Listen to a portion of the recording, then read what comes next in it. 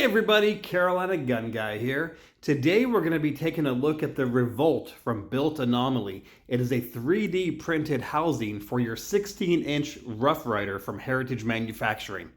Now before I get too far into it, I want to point out the obvious. This is not injection molded plastic, this is 3D printed plastic. What you're looking at here is function over form. You're not going to get some final production quality from a large manufacturer. You're getting something that has been designed and built in-house by Built Anomaly, and it's 3D printed. So you're looking at not the prettiest thing. I'm not going to say it's bad, but it's not the prettiest. And we can all agree on that, but it is function over form, and we'll kind of get into it, and I'll show you the little features about this, and you can see how it is, and if it's something that you want to try possibly for yourself.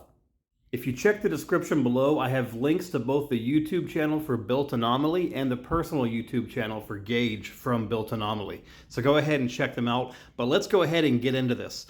Because I can't fit everything in, I'm going to kind of start from the back and work my way towards the front.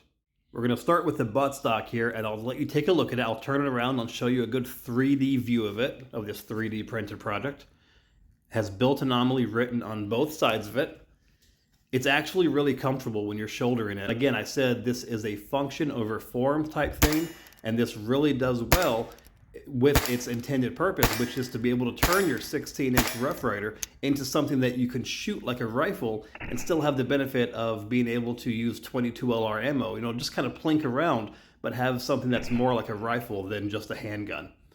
So here is the buttstock. It does have pick rail on the bottom. And I'll be quite honest, I'm not quite sure what you would do with that. The only thing I can think of is maybe you would put like a monopod or something on the back to help you stabilize it, but it does have it there, so that is the option if you want to have it. Now, one cool function is this little doohickey here. It actually comes out and allows you to put spare ammo in there. It holds 22 LR for sure. I'm not sure if it's deep enough to hold 22 mag. It probably is, but I haven't checked. But it only comes out that far. It doesn't go any further this way. And it stops there. It doesn't go any further the other way either.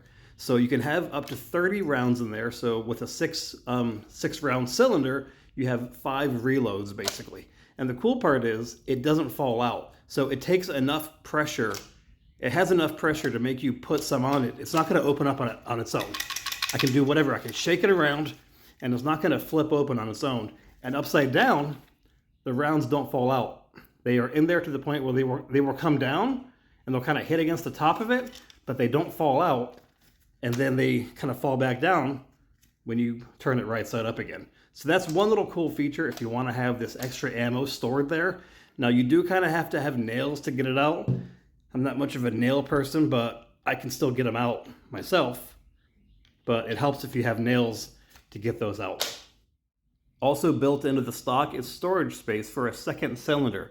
A lot of times you'll have a 22 LR cylinder and you want to have a 22 Magnum cylinder as well. I have a couple of 22 LR cylinders here, but all you have to do to get this out is twist this 180 degrees and it will pull up out, and then your little cylinder pops right out. Go in, same process, push it in, 180 degrees, it is locked in there.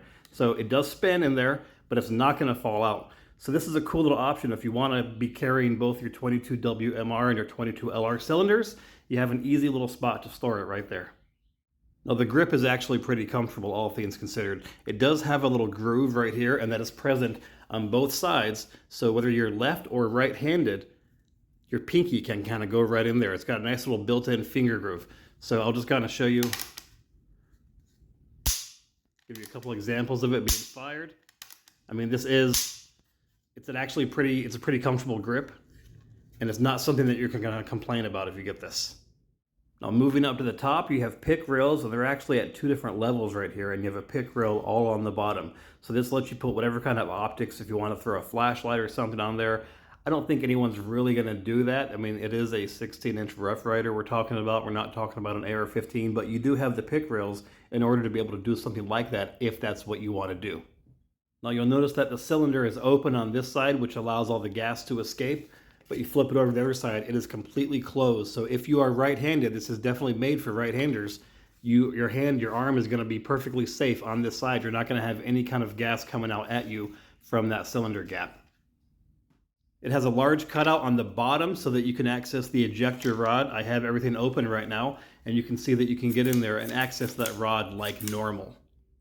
It does take a little bit of getting used to because now you're only able to access the cylinder from one side, but you can see it is still easy to be able to pop out all those used cartridges.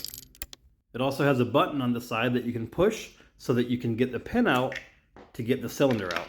Once you get that out, the cylinder will just come out the other side, and that allows for easy and quick access to changing these cylinders out.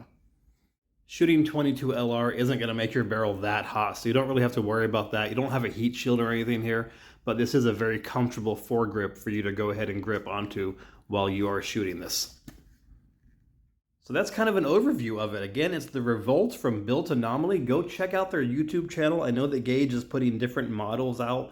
You'll have to check out the channel or his website to see how much these cost if you're interested in getting one. But I know he's doing different models. He's trying to adjust the cost on them. He's also making them in different colors. This is just a plain black one, but he makes them in FDE. I think he has them in OD green or some kind of tan if it's not FDE. But he does have different colors and different options, so definitely go check him out if you want to.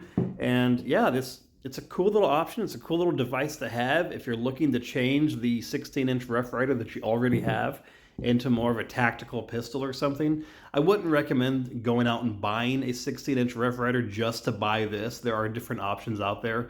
But if you already have a 16-inch Rough Rider and you're looking to do something different with it, this is definitely something cool to have. So again, guys, thanks for watching. Take care, God bless, and go check out Built Anomaly.